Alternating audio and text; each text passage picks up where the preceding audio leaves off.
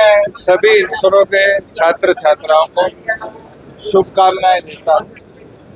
322 साल की होगी स्थापना दिवस के उपलक्ष्य में सबने जोश शोश के साथ स्थापना दिवस बनाया और हमने आगामी भविष्य को देखते हुए छात्र छात्राओं के लिए कई निर्णय लिए, जिसके अंदर पहला कि जैसे चौधरी देवीलाल जी ने ट्रैक्टर को गाड़ा बनाया था, उसी प्रकार से रजिस्ट्रेशन फीस टू व्हीलर्स की प्रदेश में पूरी तौर पर माफ़ करी जाएगी, जिससे एक बहुत बड़ा बर्डन चाहे वो स्टूडेंट्स हो चाहे वो मिडिल लोअर क्लास हो उनके ऊपर से।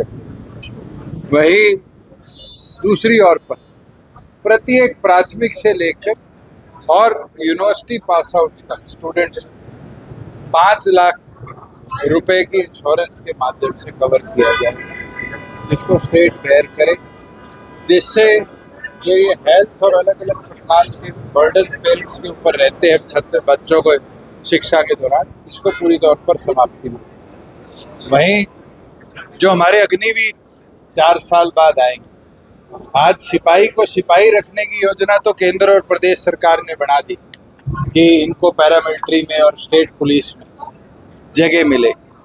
हमने आज वादा किया है कि प्रदेश में सरकार आने पर हमारे अग्निवीरों को यूनिवर्सिटी के पीएचडी तक की पढ़ाई भी किसी भी यूनिवर्सिटी में निःशुल्क सरकार वहन करेगी, कि जो वहाँ अग्निवीर सिपाही की ट्रेनिंग लेके आया वो शिक्षित हो और फिर अगर वो फौज में जाना चाहे तो अफसर बनने का भी उसको मौका मिले। कई और चीज़ें ऐसी हैं, जैसे गांव लेवल पर ट्रांसपोर्टेशन का एक बहुत बड़ा बर्डन बस पास का रहता है, जहाँ बच्चों को बारी बारी धक्के काटने पड़ते हैं। कई बार प्रिंसिपल के साइन कराओ, फिर जीएम के दफ्तर में जाके साइन कराओ, प्राइवेट बस वाले उनके बस पासेज नहीं मानते। इस बस पास की सुविधा को भी हम कैंपस लेवल तक अप्रूव करेंगे और कैंपस में ही उनके आई कार्ड्स के अंदर ही डिजिटली उनके बस पास को एम्बेड करेंगे कि प्राइवेट हो सरकारी हो बसेज में किसी छात्र छात्राएं का कोई किराया ना ले।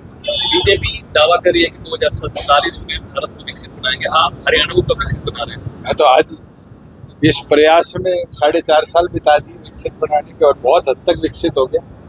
आज देश की सबसे सार्वजनिक अगर सम्मान पेंशन स्कीम कहीं है तो सबसे अधिक हरियाणा में 3000।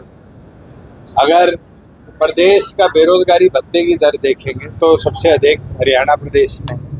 आज 600 से ज़्यादा सुविधाएं डिजिटली गांव तक उपलब्ध हम करा चुके हैं। CHCs के अंदर जो म्यूटेशन होती थी, फर्द लेनी होती थी, पटवारी के चक्कर काटने पड़ते थे, उसको पूरी तौर पर समाप्त कर दिया। तो बीजेपी तो बहुत लंबा सपना लिए बैठी है। मैं तो ये मानता हूँ 4.5 साल में हमने विकसित हरियाणा बनाया और समय के साथ जैसे जैसे टेक्नोलॉजी आएगी तो और विकसित होंगे। क्या बीजेपी की यही इच्छा है कि जो आज भारत है इसको एक बॉर्डर लाइन बना लिया जाए और 47 तक उस बॉर्डर लाइन को छुआ जाए?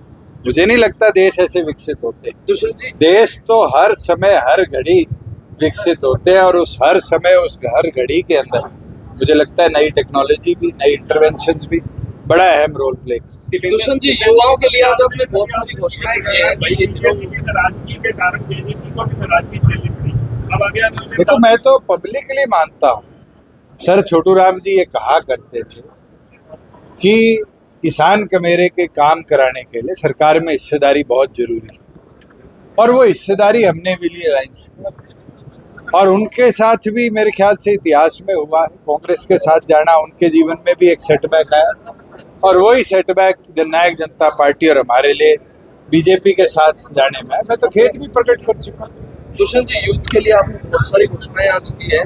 टिकटॉक की बात करें तो किस तरह से अभी तो संगठन का विस्तार है। पिछली बार भी हमने 90 में से 47 युवा उतारे थे, इस बार लोकसभा में 10 में से 5 युवा उतारे। तो मुझे लगता है युवा सरकार प्रदेश में बने, इसके लिए युवाओं की नेतृत्वता और युवाओं का साझेदारी बहुत ज्यादा। दीपेंद्र हुड्डा का बयान है कि हरियाणा में कांग्रेस की सरकार बनेगी और जीडीपी का खाता भी नहीं। वो चाहिए तो पूछ लो किसके चेहरे पे लड़ोगे।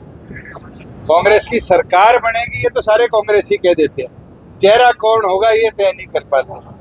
बिना दूल्हे के बारात ले जाओगे तो बारात पहुंचेगी।